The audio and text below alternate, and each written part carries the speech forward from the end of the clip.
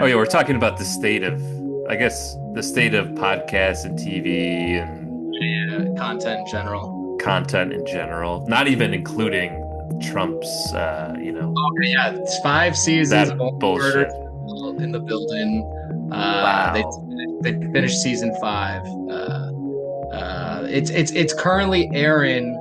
So the next episode of Mm. so if you catch the next episode, the last episode aired yesterday. So Wow. which I missed it because I was watching Brewster McCloud. Oh, what a waste! The next episode is so it airs every Tuesday on Hulu, just so we Wow. can be straight Yeah. about that. Which so Kimmel That's almost killed or Trump, whichever side we're on. We won't take a side. I yeah. just took the wrong side. Yeah. Oh, he almost killed Only Murders in the Building, is I guess what I'm trying to say. Wow. Yeah. We I can't think have that. Daily Show where you said, you're saying you're going to cancel your Disney Plus subscription, but you're binging Only Murders in the Building on Hulu. Yeah. I think I got it. I got that from that. Yeah, you really can't escape Disney. Apparently, they lost billions of dollars. Who knows Yeah, if that's true, um, but yeah, it's like yeah, we have Hulu and um, I watch ESPN every now and then too. So I don't know. You just have to give in to these guys at some point. But yeah, yeah, like only there just are going back to Only Murders in the Building and yeah. other podcast stuff like Smartless, stuff You like bring you bring up Smart List like every time. Yeah, do I? Because that one is just I don't mind all those guys individually, but it's just so clearly such a business yeah, decision to start a podcast. I mean, which who know, I guess maybe everything is like a business. We got into it for the love of the it's game. a business decision, John. Yeah. But it's like the Smartless podcast starts, and then like within a year, there's like an HBO documentary about it, and they're doing like a live tour where they're selling out shows Really? and I stuff. didn't know that. I didn't know that part. Yeah, HBO documentary about Smartless. yeah. That that's whack. I think it's like a multi-part thing, and it's just like these are just three celebrity guys that are like this is actually super easy for us to do. We could just Right, right.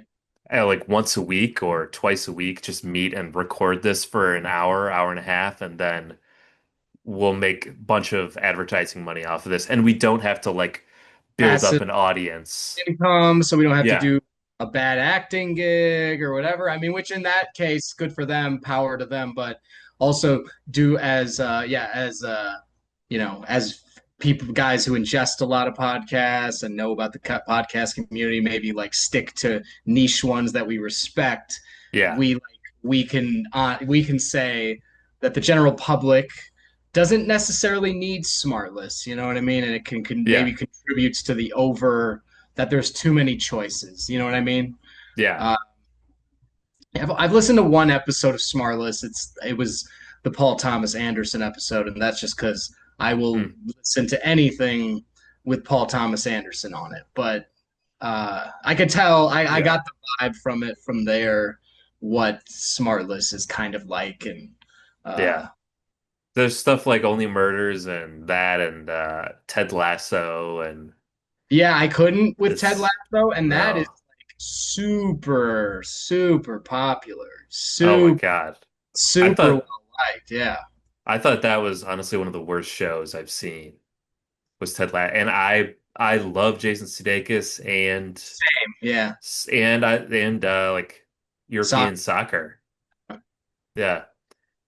But it's just so and I liked the when they first did that ad or they first did the Ted Lasso character in an ad for when NBC got the rights to the Yeah, yeah. English Premier League. And that was like it was like a funny bit for that So ad. Ed came first. Yeah. Yeah, And it was like years before. And then um but he was like an idiot. Like, I mean, I guess he kind of is in the show too, but he was more of like a you can com always only keep it going for so long, and yeah, yeah, you got to find the redeemable things about him, and you got yeah, to root for him. Yeah, I remember watching it and being, feeling similarly to like Only Murders in the Building, where I'm like, okay, I can see why people like this maybe, but this seems like a shtick that's going on too long and has maybe more of a budget around it than it should. yeah, Um, and like, not, like a maybe worse version of like what Danny McBride and Jody Hill do. I yeah, feel, yeah. which is like the you know, the anti character, I guess, or That's anti-hero main guy. that's actually, yeah, that's a good. I've never thought about that. That's kind of a good Because it's contrast. very safe, you know what I Yeah, mean? It's kind of just like a contrast of cultures. It's not really like he's an offensive guy. yeah, It's just this silly contrast of cultures, and that's it. yeah. And it's just like overly positive and Yeah, I don't know, like I just feel like I'm watching this and I'm not being treated as an adult who lives in the world when I'm watching this. Like this is a show meant for adults, but it's so corny like that like the life lessons in it make me feel like I'm in grade school. You when I followed soccer and these soccer players are like a lot of them are really cocky, arrogant pricks and then in like the show there's like one guy he's like the bad boy but it's like yeah. no actually like a lot of Else soccer is like players are innocent like in the that show, I think, right? Or the and rest of what most of the other soccer players are like kind of nice and innocent compared to yeah that guy, and and then yeah, like the equipment manager is just this like nice guy and then he turns into a soccer coach apparently yeah, yeah, and like in Europe they're so serious about shit that like there's no way any of these people would get hired for the stuff without like the fans would riot yeah, like immediately. Yeah, it's just like I don't know, telling like a simplification of life and people is like we should all believe and we'll win yeah. this game. It's just so Yeah, stupid. I Yeah. feel like every episode two has that sort of arc of that, and even like say like Only Murders. Like I was watching part of an episode the other day. This is why it's been on my mind because I was like, maybe I should try to push through, because there's that side of me that like the unrealistic part of you that just wants to say that you've seen everything that's out, so you can have hmm you know just so you can have your opinion or whatever it is, or Yeah. just the consumer in you. I think I saw like a moment where it's like Selena Gomez is in the episode and she's just like really in a not a very subtle subtextual way explaining and that like part of her psychology is like this happened to me when I was younger and now that's why I think like this, and like just like explaining it, spoon feeding these characters and stories just to the audience. I feel like is a big thing. um Yeah. yeah Yeah, it just feels yeah, it feels too simple and yeah I don't know. But on top of that, but I speaking of Smartless though, you've have you seen that Bradley Cooper Will Arnett movie trailer? No, I don't know anything about this. John, you'd be so into it just like me. Okay, Do you know well any I got to. here? I feel like I haven't heard anything about that. Oh yeah, you haven't been going to the movies probably, John. Or It's maybe been a minute. the types of movies that would play that trailer. Um, yeah, watch it here, watch it real quick, and then we can talk about it, I guess. Yeah. Wait, Will Arnett and who Go take again? a shit. You watch the trailer. Will Yeah. Arnett and Bradley Cooper. It's Bradley Cooper's Okay. new like his follow up to his uh, Oh, I saw like the thumbnail of this uh, of a few weeks ago, but I didn't watch. well, you'll see very quickly why I'm into it and why you're gonna be into Oh. So like middle-aged guy is getting a divorce and then it. starts Yeah. doing stand-up. Yeah, you watch the one where he goes up on stage and it's awkward at first, and then Yeah. one where he like, and then he starts telling a joke, and I forget what the joke is. Like, It my, was yeah, he was I, telling like a story about his wife and I'm divorced on account of the uh, fact that I don't live with I have my own yeah, apartment, whatever that joke is. Yeah, yeah. yeah, I'm in an apartment, I don't live with her. Yeah, something like that. Yeah. There's some Um of though like where I feel you can tell, and especially off the way like Bradley Cooper kind of has directed and gotten into kind of the makeup of like performers specifically and creative people.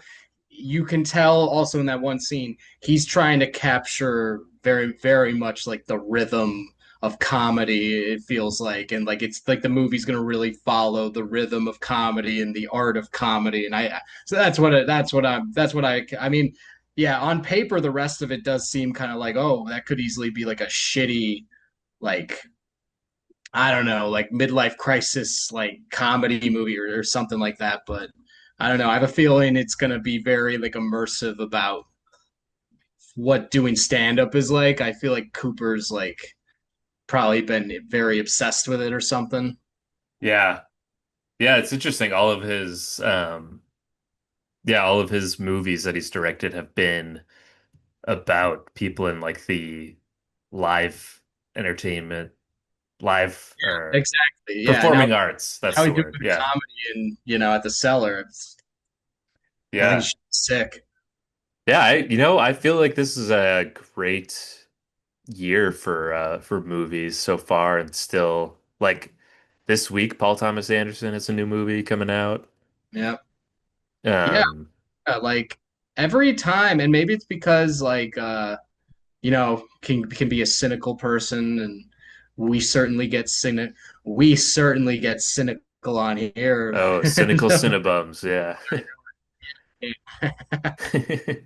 Those are the cynical guys that talk Yeah. about movies. But like there's a lot of things going on in the industry often that I think we dislike and whatnot. But generally there is always a bad attitude nowadays about the industry in general. But every time I go to the movies and I see trailers or I see the posters on what's coming out around, I can't help but be like, oh shit, there's so much happening. Yeah. Um, yeah, yeah, like the Paul Tom. I'm trying to see it in. I don't even know what this is, John, but I'm gonna try to see it in Vista Vision only because Oh. that's something Paul Thomas Anderson said you got to do is you got to see one battle after another in Vista Vision. Uh, I Paul. Yeah. texted a friend of mine. I was like, Hey, do you know where I see the new Paul Thomas Anderson movie in Vista Vision? And he texted me back at the Vista Theater. And I was like, oh, okay, no shit, Okay. right? Yeah, that would Wow. work. That should work at an open mic. He Yeah. said at the Vista Theater, Islands. People don't know Uh, Vista Vision. I don't know what Vista Vision is, but I think I it's the way films are meant to be seen from what Paul Thomas Anderson says. I know just from watching like old movies, and I think there was a recent movie that was like this year that was filmed in VistaVision, but they have a pretty cool logo that like comes up and it's like in VistaVision. Yeah, Um, and it just looks like a classic Hollywood thing that I don't yeah, know if I don't know if it's like the type of film they use or the yes, yeah. yeah, I'll have to see if there's VistaVision in Minneapolis. There are No, yes, no VistaVision screenings in Minneapolis. What the? I looked it up too.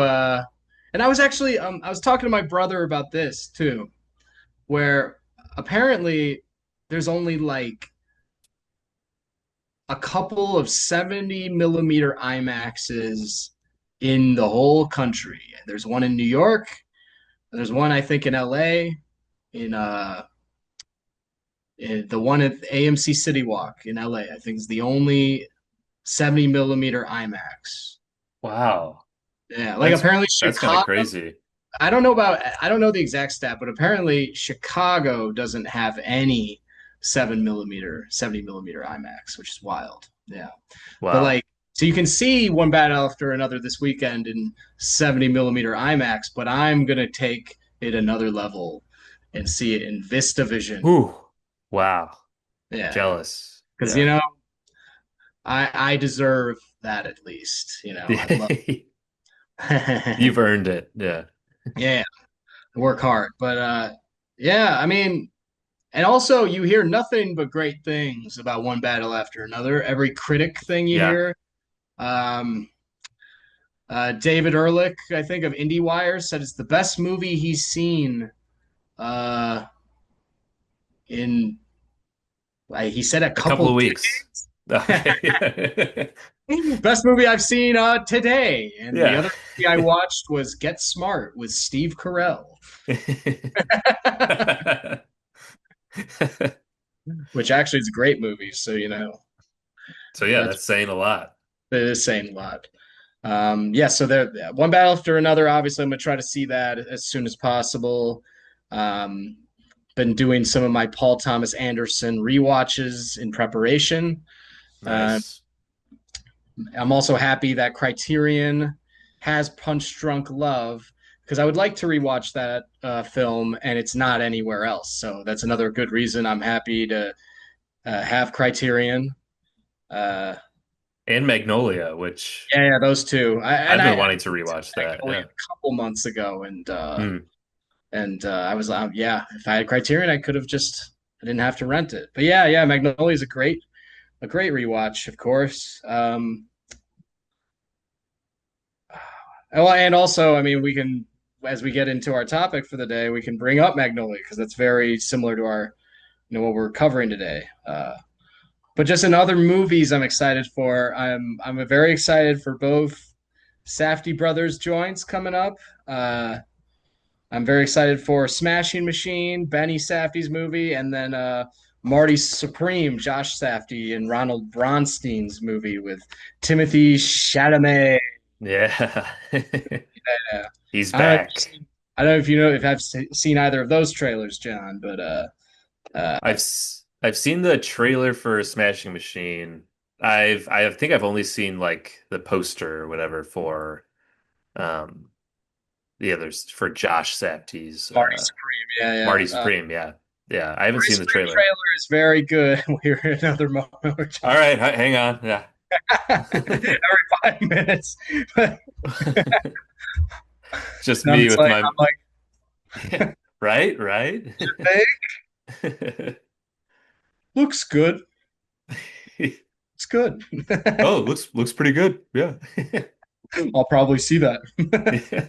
Yeah, no, Marty Supreme. All right, yeah, John, because I feel like maybe you're also a little on the Chalamet train because those who really like the Dylan movie and like the previous, what Chalamet did are kind of on the Chalamet train. So I'm very psyched about this too because he looks pretty sick again in this movie. He has like a line in the new trailer. He's like, "One day you're gonna see me on in the front of a Wheaties box," and it's cool. It's sick. Uh, Nice. Yeah, I'm Team Chalamet. I same. think Yeah, out of all the people that like Hollywood tries to I don't know latch onto and like really get in your face, I feel like he's like a legit actor and like yeah, try like yeah. when he did his like Nardwar interview with Right. for A Complete Unknown, it was Yeah, like, oh, he really cares about this and like did yeah. The all amount his of research and complete unknown too. It's like as if he yeah, made the movie. Um, yeah, and I also continue to find people who either didn't watch the movie or kind of just have a certain opinion about the movie. I'm not here to like defend it and be like, oh, it's the greatest movie ever or anything like that. But I definitely think it's a good movie and that is very an interesting movie. Like it's a very interesting study of Dylan that's like unique. It's not like a basic, music biopic. So, you yeah, know, yeah, yeah, yeah. That's I've seen like some Dylan head like yeah, backlash of people saying like that it was just like a generic biopic and that it also like wasn't accurate. Like this didn't happen, this didn't happen. and whatever. But then it's like, well, then it's not really a generic biopic. If it's kind of it's telling a story about like this character of If you're Bob expecting Dylan. these events of Dylan's career to happen, then it's not a, basic Yeah. biopic. So if it was just some like, okay, this is where he grew up, this is then what happened to him, and this it's like it's this guy that shows up to New York City from Yeah. this mysterious guy, and then yeah, we see like his character kind of develop. But yeah. So yeah, we'll defend we'll Edward. shade only murders in the building, but we'll defend a Yeah, complete that's unknown. that's the taste of this of the pod. Yeah. Yeah. Edward Norton and Dylan's like, Bob, it'd be really great if, you stood up there and made a great statement for the folk community. He's like, I don't really want to be told what I'm gonna do up there. They just want me to play "Blowing in the Wind" for the rest of my life. Yeah, that's that is my actually only critique is when they're at um God, I can't think of the festival, but at the end when they're booing him and calling him Judas Hmm. and he goes, "Play it loud," when in real life he goes, "Play it fucking loud," and then the snare hits. It's like they took out Okay, the I haven't oomph of ever that. actually watched that. I probably should. Oh, yeah. Have you seen No Direction Home? No, Oh, wanted yeah. to. It's not available. Of course. Of course, in Well, the past year, I wanted to watch every Bob Dylan like doc that was out. yeah. Yeah, In the end of No Direction Home, I should just rent it it's or buy it or whatever I got to do. I gotta Whatever see I it. got. It's like Yeah. the movie ends with that moment, and Oh, hell yeah. it's like when the credits hit, it's like as just someone as like a Bob Dylan fan, it was like a really cool moment. Nice. Yeah. It's pretty long, right? Oh, yeah, it's probably like 3 hours or close to it. The Marty Scorsese Yeah, it's thing. got to be at least 3 hours. Um, but yeah, it's good. Um, I still like Don't Look Back the best, probably. Yeah, yeah. I could just throw that on every morning Yeah, and then I'll but end up being like a narcissistic douche all day, yeah, basically. I'll be speaking way too philosophically at my job, which does yeah, not add value to it at all. just talking down to people. Yeah, Yeah, that's what that documentary usually has me think. I'm like, oh yeah, I'm kind of like a philosophical folk singer. yeah. They're like, I'm sorry, I was just asking like where the bathroom was. What do you mean? Where's the bathroom? What are the What are you bathrooms anyway? trying to say? That's just what they want you to think. They want you to go to the bathroom there. I don't go to the bathroom ever. I go to the bathroom right here in my pants. Yeah. Oh yeah. Nobody's Oh, gonna tell me where to go to the bathroom. yeah. Hell yeah. Oh Uh, yeah. I forget what else I was gonna say. But yeah, Chalamet's good. Oh yeah, Very that's right. good. Yeah. Yeah.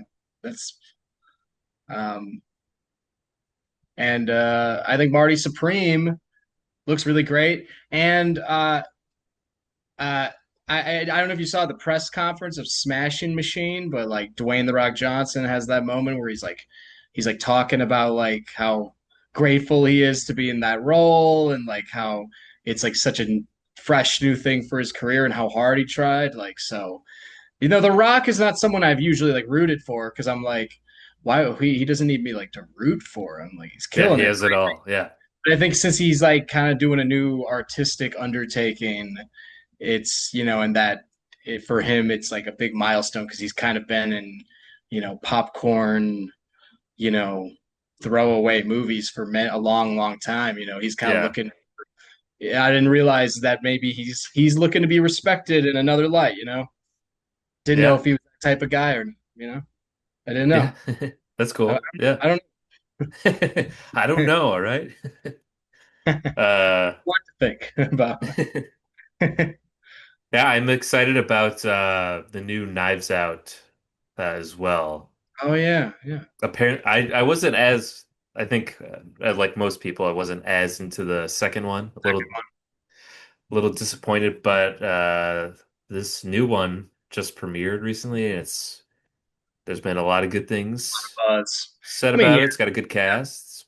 yeah, Yeah. yeah. Oh yeah, the cast. Yeah, it's like Mila Kunis is in it. Yeah. The guy from Challengers, um, One of those Josh guys, something. Yeah, it's the guy with the curly dark hair. Um, this guy, the what? the guy who was like homeless playing Yes, tennis. yeah. Yeah, yeah, he's good. Jeremy Renner, Andrew Scott, Thomas Hayden Church, Josh Brolin, Glenn Close. Yeah, Yeah, that's a great cast. yeah, See, Knives Out is kind of like if only murders in the building. Like only murders in the building is like the badly written like Knives Out, yeah, for the sure. poorly executed Knives Out. Yeah.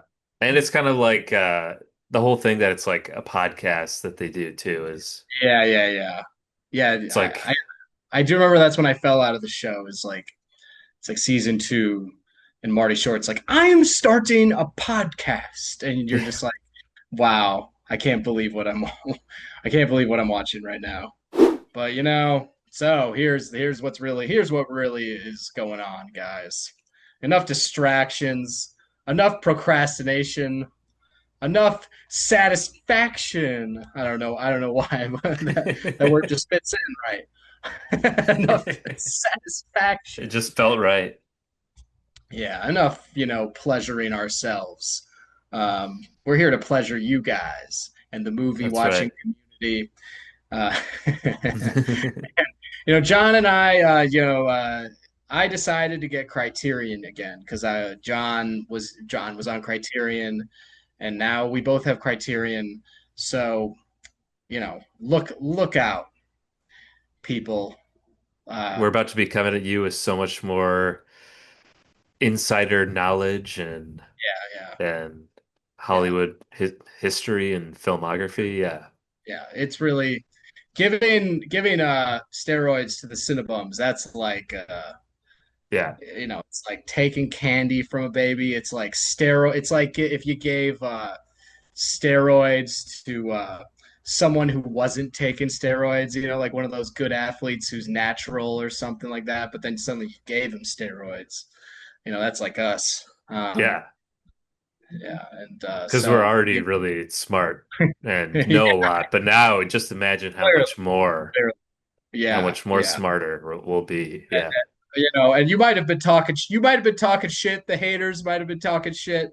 They're like, oh, they're doing an office podcast. How is that? How is that cinema? That's not cinema. Yeah, it's not the name is Cinebums, and they're talking about TV.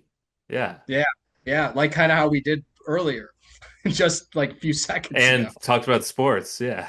Yeah, but this is an answer. This is an answer of the call to those haters. It's like, Yeah. yeah, You know what, haters? I forgive you. I want to say that. I want to be the bigger man and say that I forgive the haters and yeah, also respond to them with our deep dive into Robert Altman. yeah, yeah. And so we've How's been talking that? about what we're gonna do next, and so we decided Altman, and then I realized I was looking at the Altman collection, and I was like, holy shit, there are so many, but I was like, Yeah. whatever, John and I can handle anything, so we're gonna eventually do the whole collection, Yes. which I'll say is a lot, but we're coming at you with five Robert Altman classics today, and I'm psyched to talk about Altman because I've always aspired to be an Altman guy or Altman to be one of my guys. when he's never been quite there because I've never dove into it as much as I wanted to. Um, I have an Altman list on Letterboxd, John, which is, Oh, I'm somewhat proud of. I'm somewhat proud of it. Maybe we'll put it on the screen and post, to give a let's do visual that. to what we're talking about. That'd be a good thing to do. But I have 13 Altmans already on my list, and so when I looked at it, I realized, oh, I've seen a good amount of Altmans, not as many as I would like to, but maybe as we go through this, I'll beef up this list quite a bit and get a definitive idea of how I rank Robert Altman's films. But I'm kind of good with it so far. For audio only people, like for instance, I got like just to say the top five. I got Long Goodbye at number one. I got McCabe and Mrs. Miller at number two. I got Nashville at number three. I got Three Women at number four. Shortcuts at number five, and I also got Brewster McCloud at number six, just to throw that in there since we'll be talking about it. But yeah, I think that's a good start going forward. And and for those who are wondering, I got Popeye at number 13. So at the bottom of it. Ooh, yeah. Yeah, because that's a rough one, and we did just watch it. Um, but yeah, I don't know, Yeah. John. What's your history with Robert Altman? Um, Well, I feel like I watched The Player first when I didn't really know who Robert Altman was. Like yeah, I just watched The Player as a movie without yeah. because there are certain people like the auteurs, And where then it's I like, realized, wait a second, I'm watching Robert Altman. wait a second. This is a Yeah. Robert Altman movie. You come to that realization. I didn't realize I was accomplishing something. Yeah, no, this is like a big deal. Uh, I'm a big but deal. so I think yeah, I think that was probably my first like experience with him. But then uh I'd say over the past however long we've been doing this podcast, 2018-ish, I've, tried to get more and more into all the auteurs out there. Yeah, And then I think, as you should, John. yeah, and I think Yeah, that I deserve it. famous. You want to be a famous director? How else are you going to do it? Yeah, exactly. If I want to be the new Robert Altman, I got to watch some Robert Altman. So yeah, I did that, and I watched The Long Goodbye and McCabe and Mrs. Miller Yeah, that's what too. I thought. I remember because That was my trajectory after that. Yeah. as we were watching, like, as I was going through, like, for instance, I watched McCabe and Mrs. Miller last night. I'm like, I know at the very least we've talked about McCabe and Mrs. Miller Yep. multiple times before. Uh, and then, maybe didn't branch out as much with Altman other than that. But I know we've talked about McCabe and Mrs. Miller a bunch, at the Yeah. least. Yeah. Yeah. So out of these five that we did this time, the only one I'd seen already was um that movie was McCabe and Mrs. Miller. Okay. Cool. That's Um, what I figured. yeah. The only one I haven't seen of these was Prairie Home Companion, um, which I'm happy I did get to see it because it's his final film, and Oh yeah. I liked it. So so here's what we basically are just going down the collection in order. We're not doing this in any specific way, and uh, we're being realistic with ourselves that to watch it all for one episode it might have been too much. That It would might be have crazy. Yeah. Yeah. been, and I almost even thought as I texted John over I felt like I was giving John homework.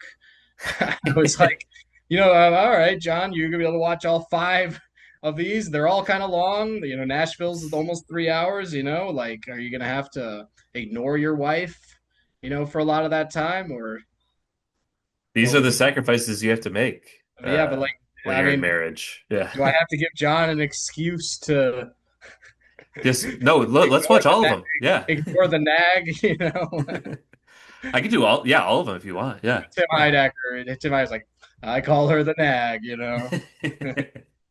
I was just gonna, list the films that we're gonna talk about Oh, today like a Yeah. normal podcast would. Sometimes you got to do those boring things and just, All talk the yeah.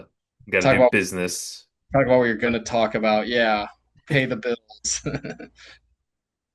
Um, yeah. So today we're talking about Nashville, Brewster McCloud.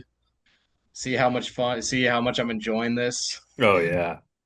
Prairie Home Companion, Popeye, and McCabe and Mrs. Miller. Not the chicken place, the movie. All right, enough comments. Okay, Yeah. the Yeah, movie, funny, hilarious. Yeah. real funny, guys. God, it's almost why I didn't want to do that movie, John. Like what we were talking about, like because of the jokes they'd make. They'd Oh, make fun of us. yeah, and all these hacks in the comments. We had to stand up to the ridicule at some point. This is the 1980 movie Popeye by Robert Altman.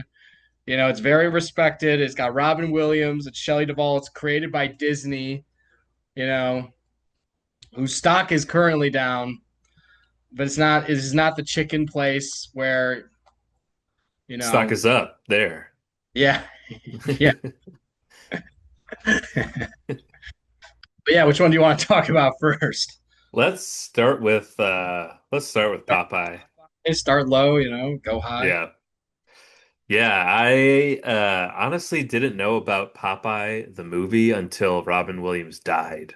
And it's like going through all of his roles, and all of a sudden I found out all of these people have such a soft spot for the movie Popeye that he starred in. I was like, what? I never heard. That's like when people, like an actor or musician dies or something, then all of a sudden you find out from people that this was like their favorite movie or their favorite album, and it's Yeah, yeah. like, wow, I've never heard anybody talk about how that's their favorite. Anyway, um, so yeah, and I was never that big into Popeye the cartoon or anything, so I was Me, never drawn to seeing I this. was gonna like make that joke during this, like John, you were always into Popeye in high school, just wearing Popeye shirt and Kind of to a talk weird extent. Yeah. talking like Popeye. Yeah, Yeah. the only one I knew who liked Pop, he'd quote Popeye and just expect us to know all the quotes. And Do you guys see the new episode?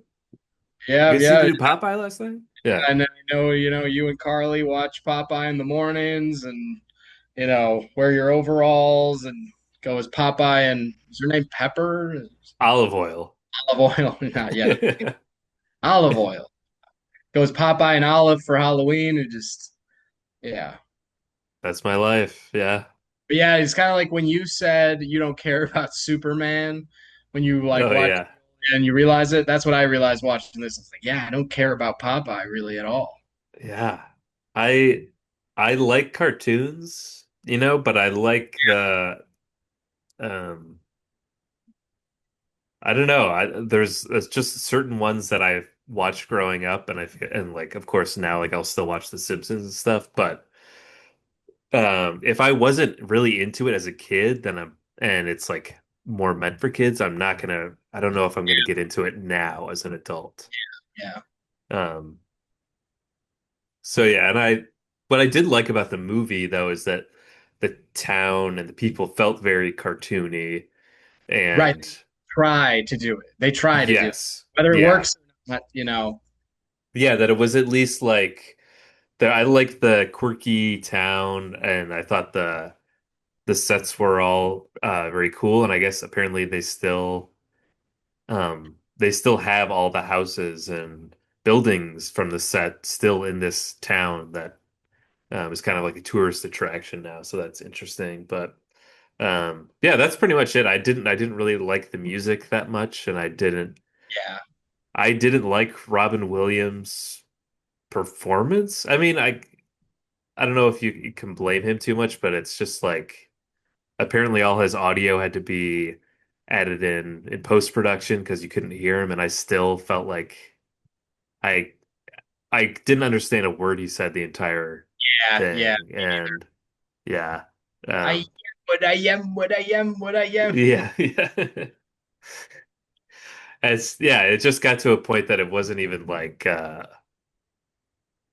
I just didn't even care really what he was saying. I was just sort of Who is watching. this guy? Yeah, I was just watching as this spectacle of And it really mattered, you know, yeah. because he is Popeye. That's the star of the movie, you know. So He it's a big is yeah, he is the movie. Um yeah. He's kind of walking up going like, oh, yes, yes, yes, yes," going like that, you know. yeah. And then it's like Making clearly he's jokes, you know. yeah. And then it's like very obvious sometimes that it's ADR or whatever Yeah, yeah, I didn't think and about you still it still is like mumbly and you can't understand him and incoherent. So it's like what's the yeah. I do think like casting wise, Robin Williams is the right guy to play Popeye in a way. Like, you Yeah. know, I guess this was like his first big role, first big movie role, I guess, after like TV stuff. But yeah, he does seem like perfect person for a role like that. And uh there's some fun like physical comedy and stuff in it and everything. yeah, But yeah. yeah. Um Overall, like I felt just this is very just silly and kind of a weird thing for me to be watching yeah. on a Saturday afternoon by myself. Uh, I had some chuckles here and there. I zoned. I did not get into any musical numbers. The only musical number I like is the one that is in Punch Drunk Love, which I didn't know this was from where it's from. So for in like in terms of like researching, you know, more about like Paul Thomas Anderson movies, specifically Punch Drunk Love, I was like, oh, that's where this song is from. And Yeah, I that's never would have known. it's a great use of it in Punch Drunk Love, and it actually is a good song. For those who don't know, you know the she needs me." Shelley Duvall has this moment where she's singing that, and you know it's actually a good song. But I still think in the Yeah. context of the movie, it's kind of strange. There's like another song where, oh yeah, the song where they're talking about everything is food. Remember that song? Yeah, yeah. Everything is food. I remember I was like watching that and I was like eating some food and I was like, totally relate. Totally. Yeah. They got that right. Yeah. And they're like, I ordered a hamburger. They gave you a hamburger? Yes, it's a hamburger. I'm like, what is going on? What is this? Yeah, I guess I also maybe I don't know enough Popeye lore, but That's partly it, I think. yeah, You know? I guess I just didn't really I didn't know who anyone was. I knew Olive Oil and Yeah. I guess I knew there's like that one guy who was always competing with uh I can't think of his character. He with the big guy with beard. Uh, Yeah. Um but yeah, it's like I think the standouts was like Shelley Duvall is obviously like while Robin Williams is like perfect for Popeye, Shelley Duvall is nobody else could do Olive Oil as good as that. Like she looked just like the cartoon true. and um yeah, that I think she was Funny in the movie, like especially towards the end, which the end is ridiculous because I can't stop thinking about Shelley Duvall being like, "Help, help, help!" Like just over and over again, and like she really commits, like the way everyone does in the movie, to being these weird cartoonish characters, but it's just it's a little silly, you know what I mean? yeah. And Shelley Duvall, who I think her range, specifically with Altman, has a very wide range of characters she's doing throughout his work. And it really ranges from Popeye, which is the bottom of using her, to Three Hmm. Women. She's fantastic, which we'll cover eventually. So I think the contrast between both films will be very funny to see because she's fantastic and alluring in Three Women, and it's maybe one of her best works ever. But then you see her in Popeye, um, you doing that, you know? Yeah. And apparently too uh this was like she filmed this right after filming The Shining, which, as Yeah, wow. everyone knows, there's a lot of like shit about Kubrick and Yeah, maybe harassing her or something. And I guess she said that this was like a breath of fresh air after doing something like that. So like, yeah, going from two like back-to-back acting roles, The Shining, where yeah. you're Or Jack's yeah, wife, and then yeah, Olive Oil in the Popeye movie. yeah. Yeah. Very interesting career uh overall, Yeah. Shelley. Yeah. Yeah, I didn't realize how she's in like every Robert Altman movie until we did Yeah. this because she was in pretty much all the movies we watched. Yeah, yeah, yeah. Yeah, but I don't know. Popeye wise, I've always wanted to watch it because it was directed by Robert Altman. Um, and it turned out to be something that's tough to watch. And yeah, overall, I would never watch it again. And that's yeah, that's my main take of it. It's not terrible. I wouldn't say it's terrible, but if someone made an argument that this is terrible, I would not argue it. Like yeah, Yeah. Yeah, it's not something it was something that I was surprised at how soon I wanted it to be over. yeah, Because I thought this would be like I think I watched this first because I thought this would be yeah. like a fun Same, same. start. But yeah, It's a like bit too interesting, much. like someone like Robert Altman doing a Disney movie. Um, it's kind of like David Lynch did a Disney movie. He did The Straight Story, but The Straight Story is really good, and also I might argue isn't does not feel like a Disney movie. I almost think like Straight No. Story kind of dark, especially the ending. The ending is sad. Yeah. Crazy that's a Disney movie. Popeye is actually trying to be like a Disney movie. Um, Yeah. at least. So David Lynch failed, is what I'm saying. Uh, I don't know. I wanted to do, and maybe I'll do more prep for like the if like 5 films is not enough prep, but like Yeah. to like do some like more like reading, etc. Like I wanted to read the sections of Easy Riders, Raging Bulls. I wanted to reread those again because there's a lot of talk about like how Altman was and stuff like that. I wanted to do a little more prep to talk about who Altman was in general. But I don't know. Altman was like a very, obviously like director of the '70s and gritty and a badass type director in a way, and like craved control and he loved to party and drink, and there's a lot of stories about that. He loved to gamble. There's all that type of stories. So for him to make Popeye a Disney movie is just kind of an interesting fit. Yeah. Um, yeah, There's like a 20-minute video on Criterion like called Spotlight on Robert Altman. I watched that. That was I because I wanted to do some more like research on oh, see, who he we was and stuff. same So the good yeah. thought in mind. Yeah. I Um, saw like I think we talked about so this with YouTube. Sean Fennessy of The Ringer, is that the one you watched on Yeah. Criterion? Yeah, I watched that too.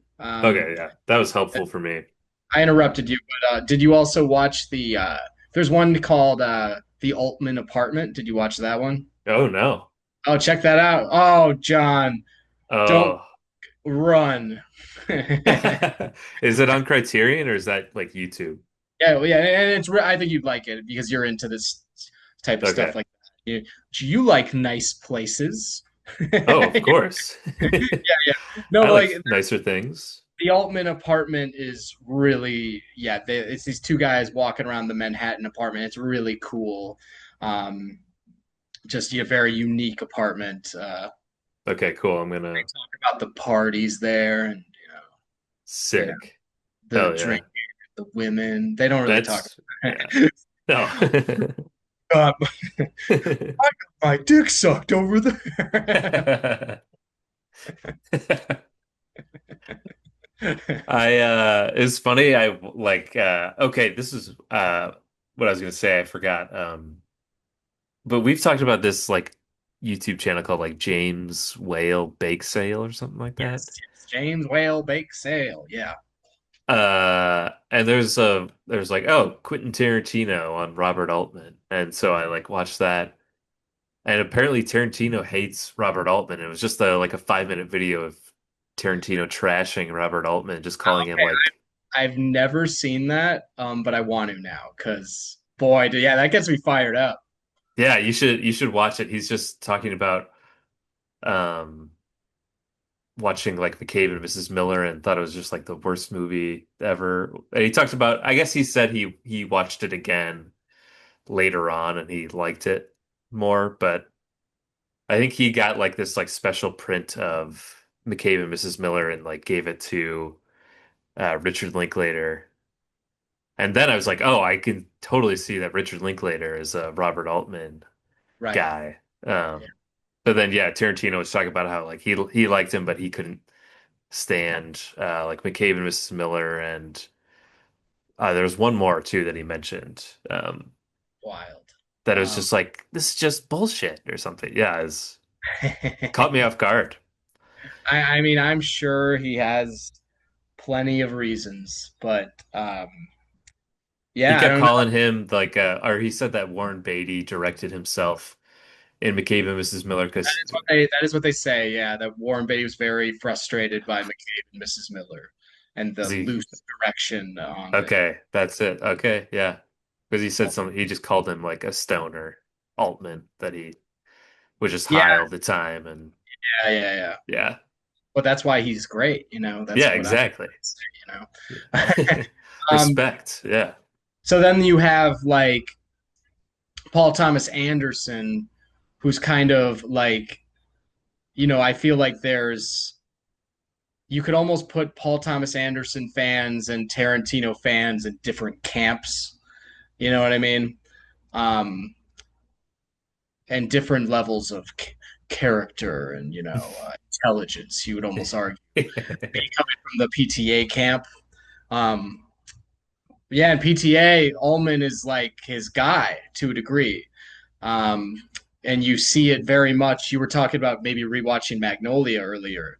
I mean, that Yeah. is the most Altman-esque film of Paul Thomas Anderson's, and Boogie Nights is also very Altman-esque as well.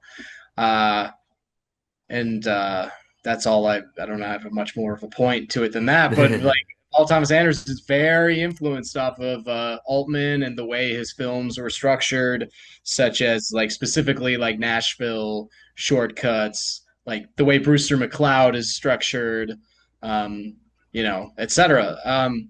Yeah, dude, I don't know. Yeah, like I disagree with Quentin Tarantino overall. I would say, yeah, I think Altman's a great director. What Yeah. else to say? Yeah, but I think it's an interesting opinion for sure. Yeah, I've only heard clips of Tarantino absolutely like loving something.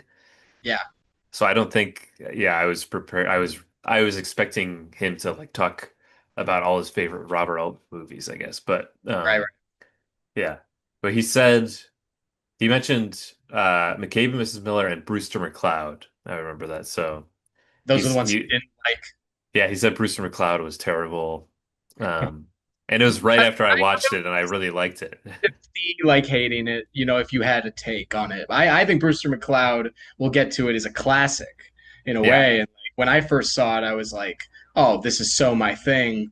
But I can see if you hate it. I'm not like It's weird. So it's weird. McCabe and Mrs. Miller, if you don't like that, I am not you're not my friend. Yeah, I thought it was great, man. I loved it.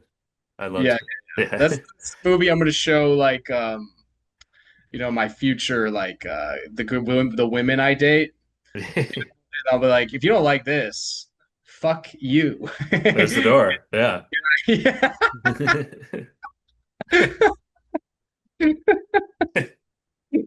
Don't let the door hit you on the way out. But like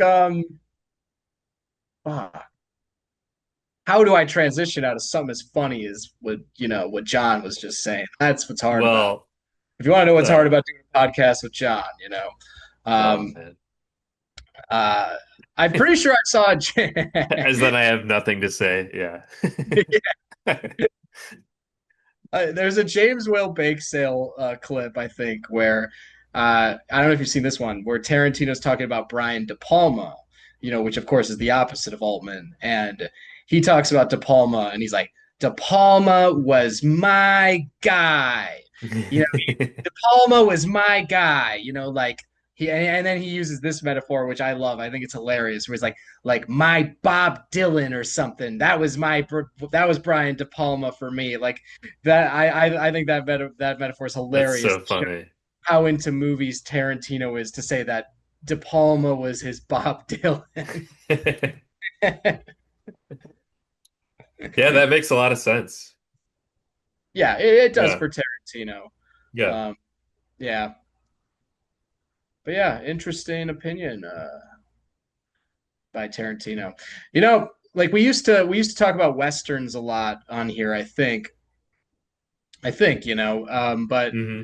I remember we would talk about maybe like we would probably talk about McCabe and Mrs. Miller because of that, because of westerns. Yeah. And I don't know what topic it was, but I think we had a whole episode based around McCabe and Mrs. Miller, and maybe another film. Yeah. Maybe like we were like, oh, today we're doing McCabe and Mrs. Miller and Blowout, or McCabe and Mrs. Miller and something else. I don't remember what it was, but here's how Yeah, like I remember that. here's how where I'm at with McCabe and Mrs. Miller. Like, my favorite westerns are like Rio Bravo, Red River, McCabe and Mrs. Miller. One the good, the bad, and the ugly, and then like maybe Butch Cassidy and the Sundance Kid. Those are my favorite westerns, and McCabe and Mrs. Miller, is up there with those. So yeah, I think that movie, I love it. I could watch it every day and not get tired. It's yeah, I think it's a fantastic movie. I don't even follow the plot that great when I watch it for some reason, and uh, I've seen it like 3 or 4 times now, but there's just some about it, like the feel of it. It's kind of like the world you're getting immersed in. Yeah. Um, I remember when I drove across country to move to California, and when I drove through Arizona, there was snow all on the ground, which was wild in Arizona. But it kind of made me feel like a McCabe and Mrs. Miller thing because I'm driving through, the snowy mountains, and yeah, and I'm pretty sure I put on the soundtrack, because I Oh, was, nice. yeah, yeah, Sick. Yeah. yeah, yeah. And I own the Criterion of McCabe and Mrs. Miller. I don't Oh, know. Do you own nice. it, John? No, I don't. Yeah, it's an incredible like cover. It's such a great cover. I love the There, cover. Yeah. I'll pull it out, John. You might as well show Might as it. well. What if I never came back? Yeah. Oh, There. yeah. Look at that. That's so good. I mean, That's worth the price just for the cover. yeah. I mean, did I make a good choice or not? I think you just see something like this wherever you're at, Barnes and Noble, wherever I bought this back in the day. But damn, yeah, Yeah. yeah, Um, I forgot we were talking about the snow in Arizona. yeah, yeah. Um, Also maybe reminds you a little bit of chapter one of Red Dead Redemption 2. Yes, yes, yes. I Yeah. definitely had that thought as well. Oh yeah. Um, yeah, I like that it's in this like snowy setting and you're almost like trapped into this little town. Yeah, yeah, Um, and like his character too, that he's just this like con man, yeah, dope kind of guy. I don't know, initially when I was first watching it too, I felt tricked or duped as well because I was like, oh, this Warren Beatty's going to be this cool gunslinger guy yeah, in this town or something. And yeah. yeah, and then it's like, what does that one guy say? He's like, that boy hadn't shot anybody in his life, something like that, you know? Like Right, right. I Yeah. love how he deduces that he's a total fraud and Hmm. has never Yeah, even shot a gun. Yeah. Um, it's just a great movie. And yeah, I feel like the plot is kind of It's very loose, like, but yeah. it's there, is um yeah. That's what I feel like after watching all of these is that there's like a plot going on, but Altman movies are really like hangout type Yeah, movies. they are very hangout. There's a different frequency to them. Yeah, there is an underlying plot, but like he's really like a world builder. Hmm. Like as more than anything is what it feels like to me. Yeah. Yeah, like all the connected because the massive amount of characters, um, kind of a lot of everyday talk. Um, Yeah. I think The there was a lot of overlapping dialogue. overlapping dialogue. Yeah, I think there was a lot of improvisation on Altman's sets. I think, and also I Yeah. think the loose vibe and sometimes the directionalist vibe of Warren, like say what Warren Beatty's talking about, affected kind of like the end product. And I think he was a big editor too. So then it all came together later. But it made the sets. I think there's some crazy stories about how the films were essentially created, because it was capturing like a lot of material and shooting and shooting and shooting. Yeah, and coming together in the end. Um, and wildly enough, he came from TV, which is yeah, pretty crazy because he ended up making the like such not TV Yeah. things, but in ways like they're kind of episodic, and you could say they kind of influenced the way maybe it doesn't have the urgency of television, but it certainly feels like there's a TV show within each, like Yeah, that's Nashville, of interesting. course, Yeah. Nashville and then Shortcuts too. Um, but yeah, I don't know. And then McCabe and Miss Mode, like the ending and the final shot specifically, between McCabe and Mrs. Miller shows him the snow like that, and then shows her is great. Hmm. Great ending, and the soundtrack by Leonard Cohen. Was it him? Who is it? Uh, yeah, it is Leonard Cohen. Yeah. Yeah, yeah, yeah. Yeah, I love those like movies where it's just they have this great musician scoring it, like Dead Man with Neil Young, Yeah. Dylan, Pat Garrett, and Billy the Kid, like shit like Yes. yeah. That'd be a fun thing to revisit, That would, yeah. like when we're in this like as we continue to be in this very ambitious state we're in. Yes. Like yeah. Yeah, But I forgot about the about Pat Garrett and the yeah, Dylan soundtrack. yeah. Yeah. That's been a while since I've seen that one. I would rewatch it and definitely Yeah. check out the soundtrack. But I think the music in this also adds to the feel and of the time it was made, and then the intro is just can't get enough of him just riding up with that song playing. It's Hmm. so great.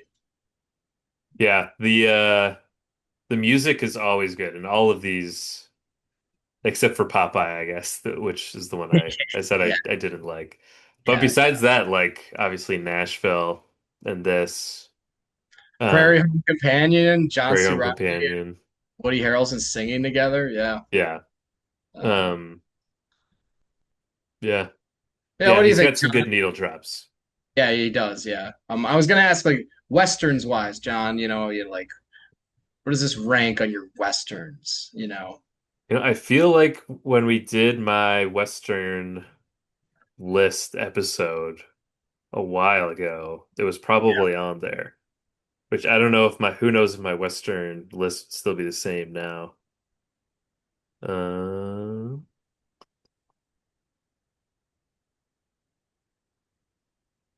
Number 10 out of 20. My Oh top wow, 20 Westerns list. It's number 10. lower than I expected. But John, I'm not here to question you. You are not the one to be questioned. Yeah, I appreciate that. Please never question my rankings. I don't. It would probably be higher if I did the list again, but I really like the stuff I have ahead of it though too. Yeah, you're looking at, you're like, those are very good. Yeah. Like Dead Man, Rio Bravo, Ooh, High Plains Drifter. I really like that one actually. have I seen that? That one I feel like is not as talked about as like a Clint Eastwood Western. I think he directed it too. Oh yeah, I But haven't seen it. I remember you talking about it. Yeah, I do I remember you like talking. that one. Yeah, and then of course it's like The Good, the Bad, the Ugly trilogy, Once Upon a Time in the West, Butch Cassidy. So yeah, it's I do feel like um those spaghetti westerns are still probably like my top ones.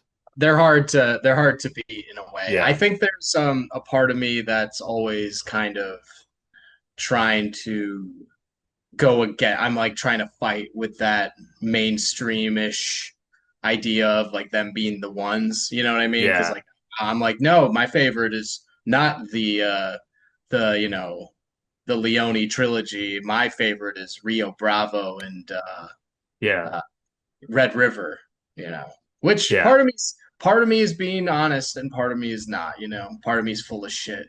Yeah. So there you go. That's a little bit how I think when ranking films. Yeah. My only contrarian is that I prefer For a Few Dollars More over The Good, the Bad, and the Ugly. We'll move to Brewster or Yeah, Brewster let's do McCloud. Brewster McCloud. Yeah. I did not know anything about Brewster McCloud going It's into it. And good way to go into it. Yeah. yeah, that was great because I was honestly pleasantly surprised with how much I I liked think it. I did the same thing, I think, back in the day when I watched it because I just was trying to watch Altman movies and I was at the age where I was watching, I'm like, oh, like one, it hit me. I'm like, oh, this is a pure comedy, but also I was like, this seems to be anti-establishment. Hell yeah, you know. And then so Yeah. when I first saw it, I was just like kind of blown away. I was like, this movie's so great, and I knew you would like it. You know, I knew you would vibe with it because Yeah, you were right. I know how you think. I know you're. You know me so well. Yeah. Yeah. Yeah, I did like it a lot. And It's maybe like it's like the Joe versus Volcano of Altman's or something. oh, wow, interesting. I like Maybe, that. Yeah. yeah, I maybe like that comparison. kind of in a way. Because Uh, they're both like weird and whimsical in their own yeah, ways. yeah, Um, but also like there's like very serious things going on and like there's people being murdered. yeah, yeah, There's like a serial killer on the loose, and it's like the Zodiac killer sent in, cryptic notes to the police and whatever, and this serial killer puts bird shit on, or birds just always happen to shit on these. It's a dark thing that's happening, but it's very silly, it is. uh, Yeah, it's kind very of silly light in movie. some way. Yeah, and Yeah. there's a lot of bits too, which is also why I knew you would like it because, Hmm. like, really, like it bounces around a lot the way an Altman does, but it's a lot of bits. You know, like the when the cops are exchanging and it's pretty funny. You know, like Yeah. like you know. Shelley Duvall's like has a line that I've laughed really hard at today, where she's like, "Do you have diarrhea when you eat Mexican food?" Yeah.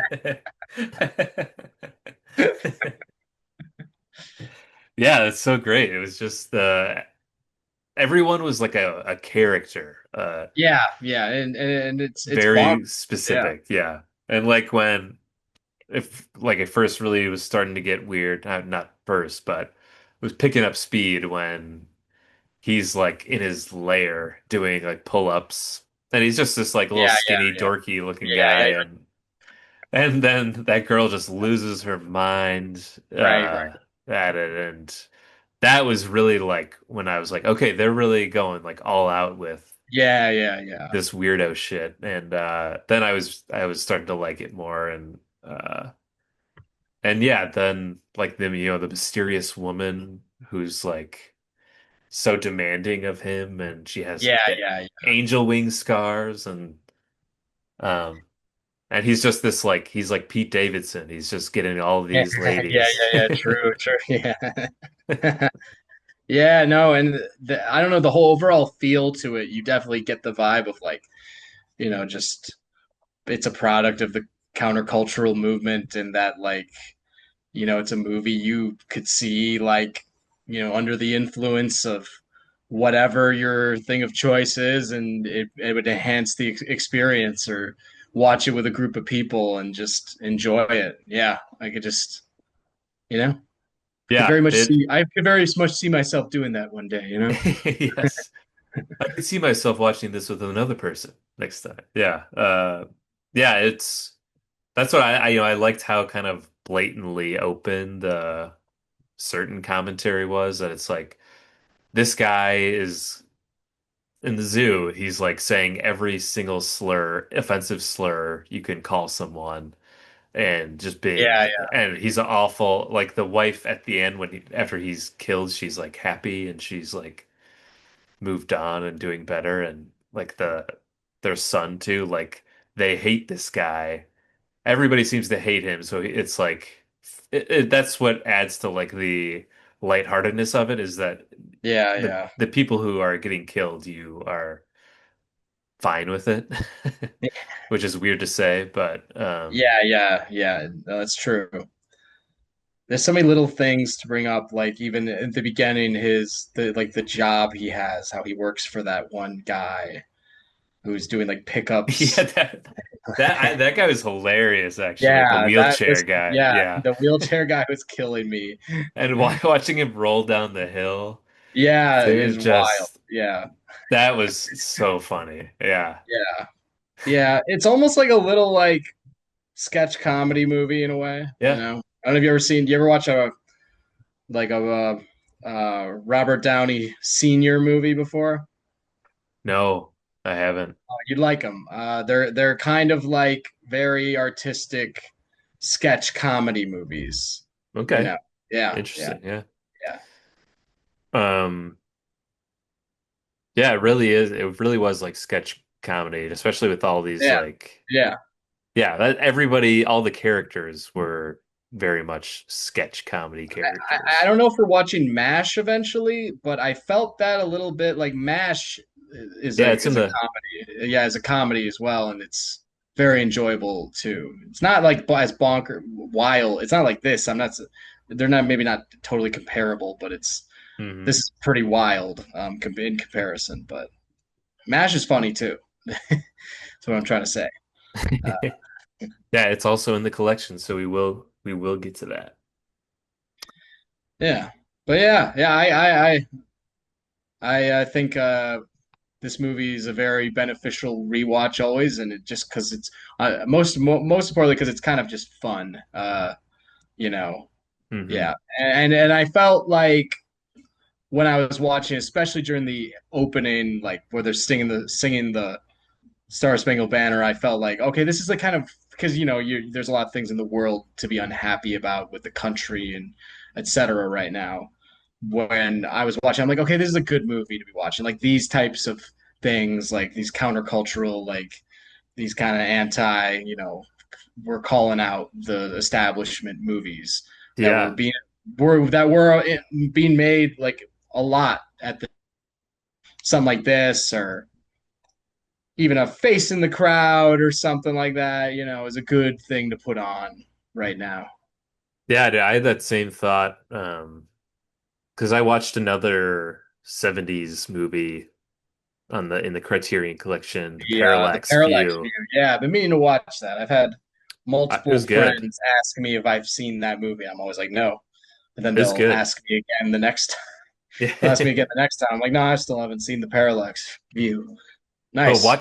watching this and then these Altman movies, it's actually been like comforting because well, it's been comforting and then also depressing when you think of maybe how little progress we've made. Sure, But yeah. but it's comforting in the fact that you're seeing like a time that we weren't born yet in, and people seem like incredibly on edge and paranoid and skeptical of like the Yeah, people in power and yeah, a lot of like the social commentary that I feel like I've seen in these 70s movies I've watched lately remind me of like this specific moment we're in. So it's made me like feel better, I guess, is that yeah. history does repeat itself, but you get through it at some point. And I think like we're at a time where like maybe now is a time where like a revolution type era could be starting. Hmm. Um, and it's nice to have a blueprint for that, which I think is like the Yeah. 60s, 70s, and all the like people who came out of it. And I think that's a good thing to look towards now. And to say that these types of things, you know, when what maybe what we're dealing with now feels abnormal and inhumane, there have always been these abnormal, inhumane things that people have been kind of like mad about, and then the type of like, type of art or movies or music or stand-up comedy even that came out of it, like Yeah. you know that's kind of what's needed now in a way. Yeah. In terms of a satire that hits right, Brewster McCloud hits right for me, but maybe not for Tarantino, Yeah. I Yeah. You have guess. to You know what watch I that mean? video Yeah, I'll have to watch it. of um Tarantino. if we're done with Brewster McCloud, like I would say Nashville is a great connection to it weirdly. And almost feel like, I'm trying not to like I was like trying to stop myself from going more down like this like uh I don't know, more political talk route, but Nashville I feel like is the same. You know what I mean? Yeah. Especially like like the intro of Nashville is like a car driving around doing the like political stuff, like, and then that car is the connective tissue of kind of the movie, Yeah. too. Uh Nashville is the first Altman I've ever seen. Um because I heard it was probably the most one I heard about the most. Um And I still think it's probably to me his most impressive movie overall, just like from a directorial standpoint, and maybe just his most ambitious movie. And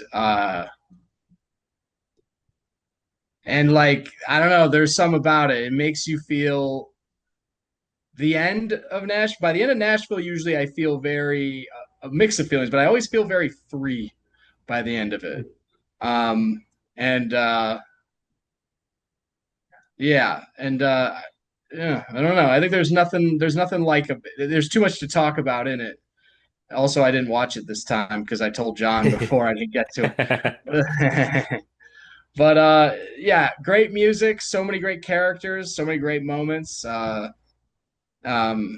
I think Nashville's a masterpiece. But I'll probably watch it after this to like just to watch it because we're doing Yeah. this. Yeah. Um, I felt like Nashville was the most like spot on Altman yeah, movie. yeah, Kind of yeah. how everybody describes him. It's pretty much everything is into Nashville. So it seems like that's his like magnum opus, like Sure, his yeah, yeah. It's like his I don't know, it's like the Once Upon a Time in the West to his yeah, Leone in a way. yeah. Yeah. Um, and also the cast in all of these movies. The Jeff Goldblum Yeah, sighting was I always forget about that. that was funny. Yeah. I feel like I've seen Jeff Goldblum as like a young Jeff Goldblum in like 70s movies, and it always like catches you off guard because he's such a like a known personality now. Right, right. Um, but yeah, anyway, that's not what Nashville. It's not just about Jeff Goldblum, but But of course.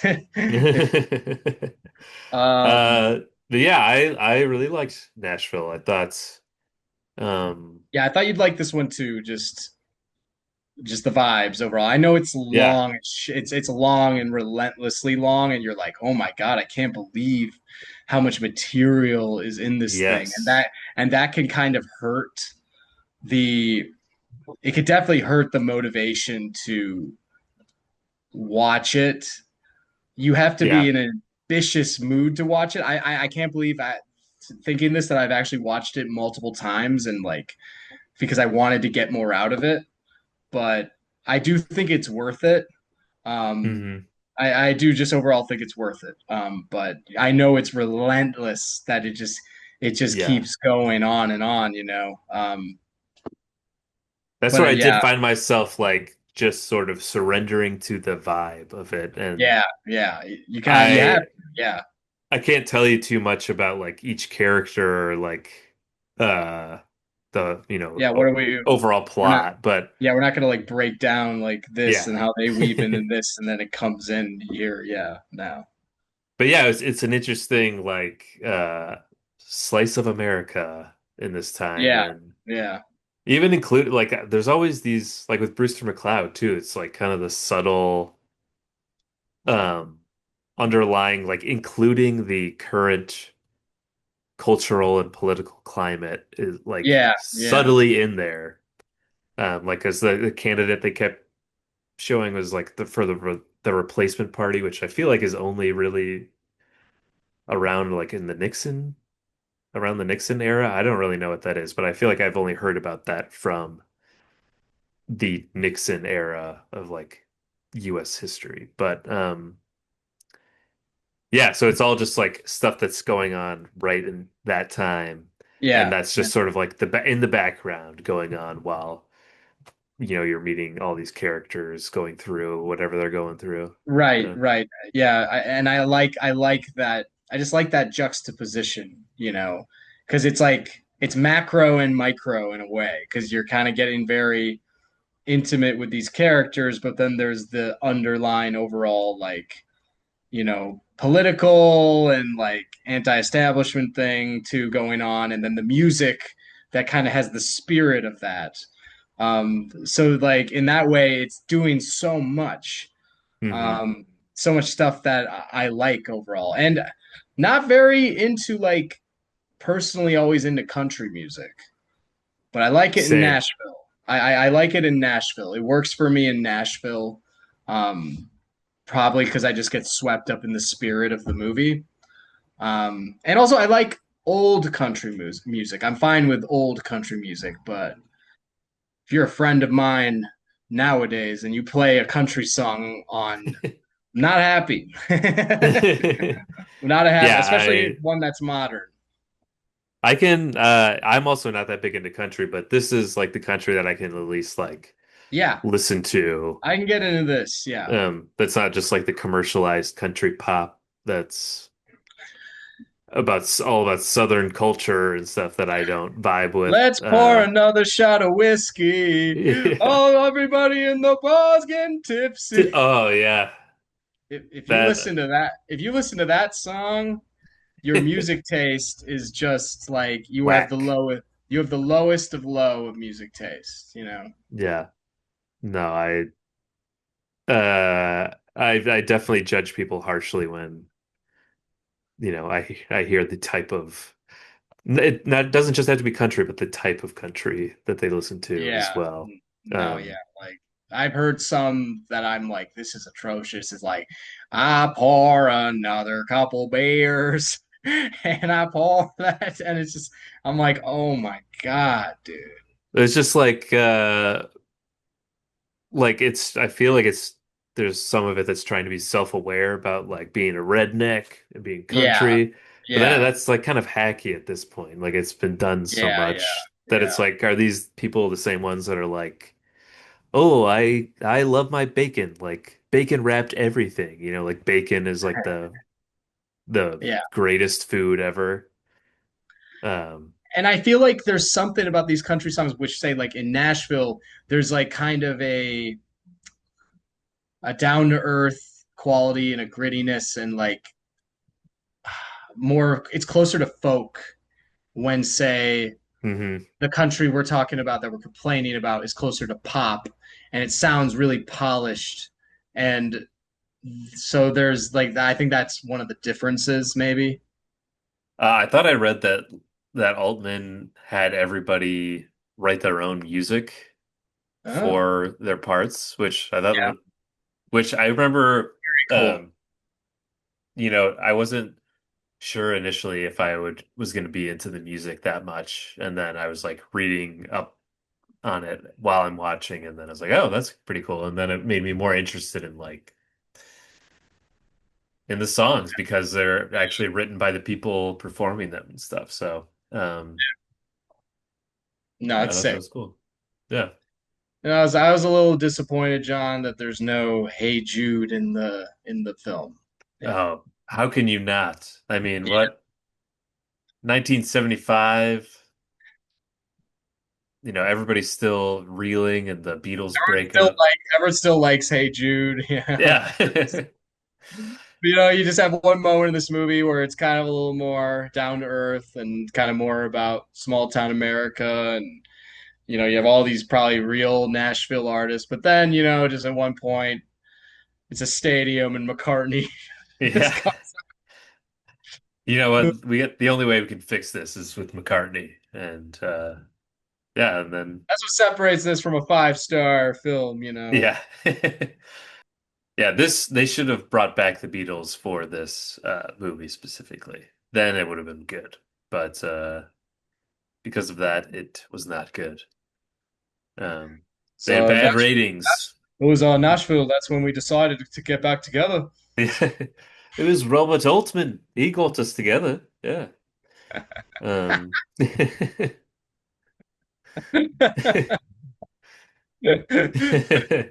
That's what he's known for. yeah, he's the man that saved the Beatles. Um, yeah, I also was not very familiar with a lot of the singers in this too, but um, so in a way, it felt also like this is like documentary-esque, um, because they just really to me seemed Yeah, yeah. like they were just in their element. There is a documentary as to a lot of the movies too. If you watch Shortcuts as well, I know it's not in this one. I recommend you watch it. It's also long as shit, but it's pretty awesome, and it takes place in LA. Um, and there's a million characters. It feels like a documentary, in a way too. Um, yeah, that's why I think his films are, may I say, we've Oh, gotten to this point in the Altman pod. They're a little transcendent. whoa. They transcend. Altman transcends reality. Whoa. People are He gonna said take it. He said it. man. People. Why don't? And I wonder why people don't take us seriously. Whoa. Oh, we found the clip. We got the Yeah, clip yeah, yeah, for yeah. Instagram. Yeah. To start the Altman series. Yeah. Transcendent. But yeah, they transcend reality, man. They transcend Yeah. the space-time continuum, man. And if you don't get it, because you're being puppeteered by, Big Brother, man. Yeah. Yeah, by the If you don't system. get that, you're just another brick in the wall, man.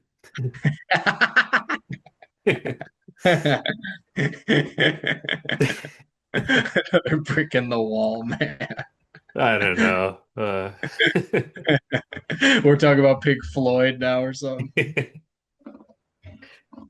Man, that's such a I've always thought that song is really funny that it's like Another brick in the wall. That we one. don't need no Oh yeah, education. yeah. That one's lame, I think. Like we're gonna get Yeah. on the Pink Floyd topic. I think The Wall is maybe the mainstream, more lame Pink Floyd album, if I'm gonna make a claim. I yeah, I'm not really as into Pink Floyd in general, but I Really, I like a lot of Pink Floyd, but there's some Pink Floyd things like The Wall, and the that wait on song me. Yeah, I don't like. Yeah, no, no. it's so like kind of corny and then it's also like, hey, teach we need teachers. Like we need some good teachers. Like Yeah. it's like screw you, teacher. Leave those kids alone. Uh but yeah, it's like we don't need no education. And like the hacky stand-up comedy bit is Well, it sounds like you do because Yeah, I'd have to really re-listen to that album to your see grammar. what I think of it overall. But there's just a couple songs that I'll go to bat for in The Wall. But overall, I don't know if I think The Wall may be a, might I say, very overrated record. Yeah. Yeah. I yeah, I'm not a Pink Floyd head. I don't hate them. I just don't Eh. it doesn't do it for me, I guess. I But mean, I don't listen to them really anymore, but I definitely, yeah, there was a point where it was like 50% of what I listened to was Pink Floyd. Yeah, I think like there's a period where the frequency just hits you the right way, you know? hmm And I could name all their albums.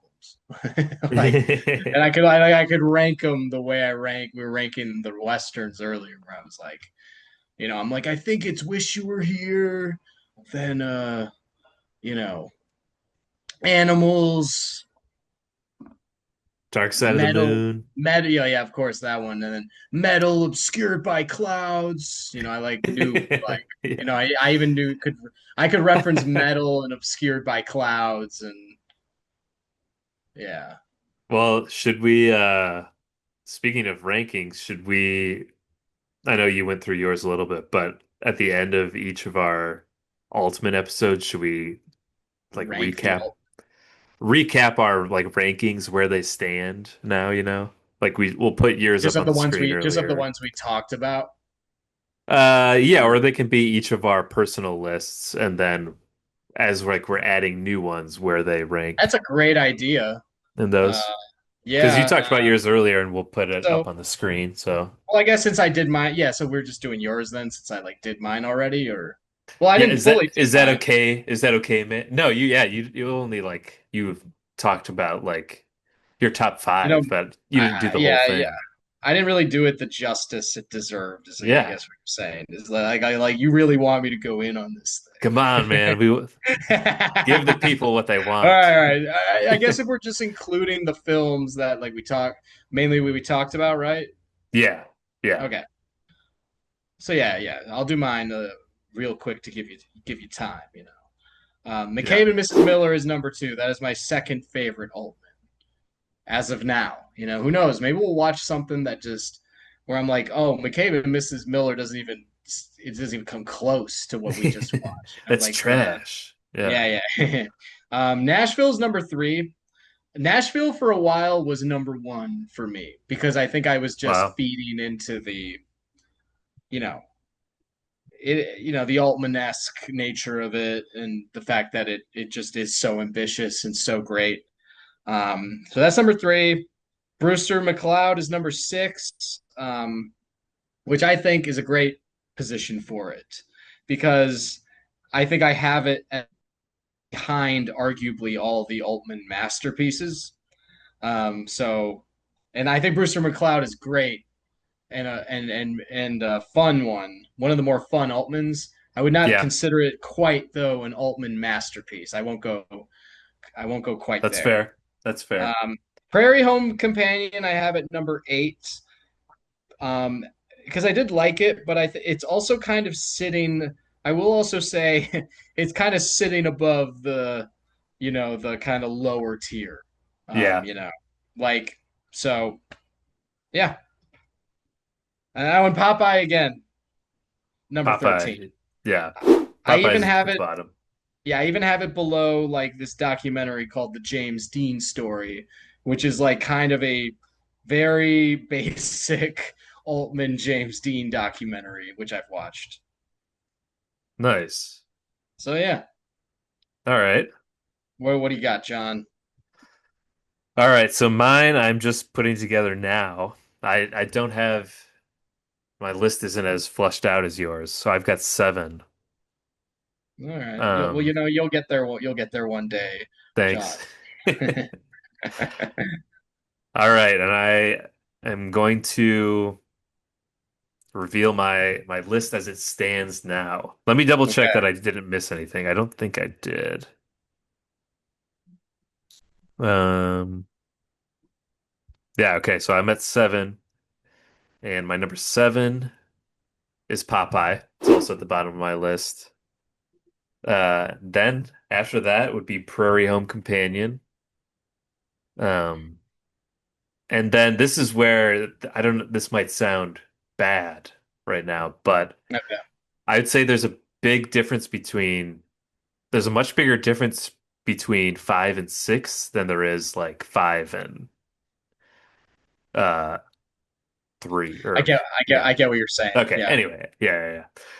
So five is Nashville, yeah, four, four Brewster McCloud, three The Long Goodbye. I haven't seen The Long Goodbye in a few years, so I'll need a rewatch there when we get to that because I have a feeling that could be higher.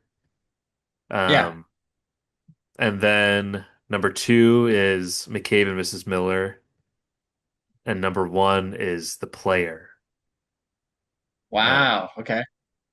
which I don't know what that if that's I don't know if that's going against the grain or if that's going more with the like popular pick Yeah, I there. think it's popular. Hmm. Yeah, But I was I was just gonna say when watching Seth Rogen and all the press he's done this year for the studio, he mentions the player is like a huge yeah, influence on that's the right. studio. Had me thinking about it a lot.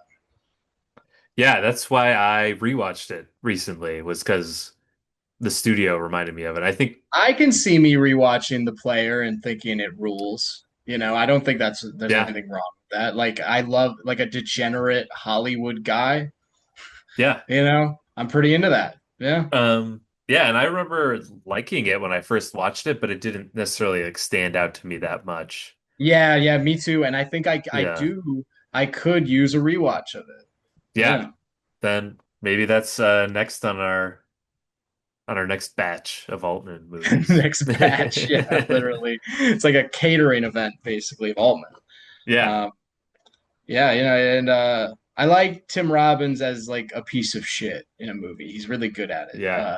In the Yeah. player, he's also in Shortcuts. He plays such a degenerate motherfucker in that movie. Oh man, but he's good. He's really good.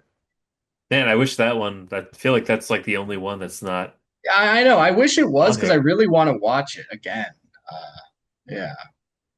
Yeah, I feel like everything else I've seen on like Letterboxd is on there.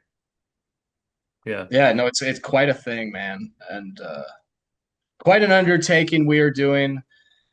Yes. We got to give ourselves a pat on the back at the end of the day for the work we're doing here at Cinebums. We don't even have a research team, nothing, and we're just here putting carrying Altman on our back, on our Yeah. shoulders, you know, bringing this cultural phenomenon back into the mainstream. Yeah. So It's about time you we got credit for it. So know. Yeah, yeah. Well, and there's even that series in the collection. I forget what it's called, but man, Tanner, yeah. The Tanner series. Yeah, when I saw that, I'm like, oh man, I'm gonna watch the shit out of that.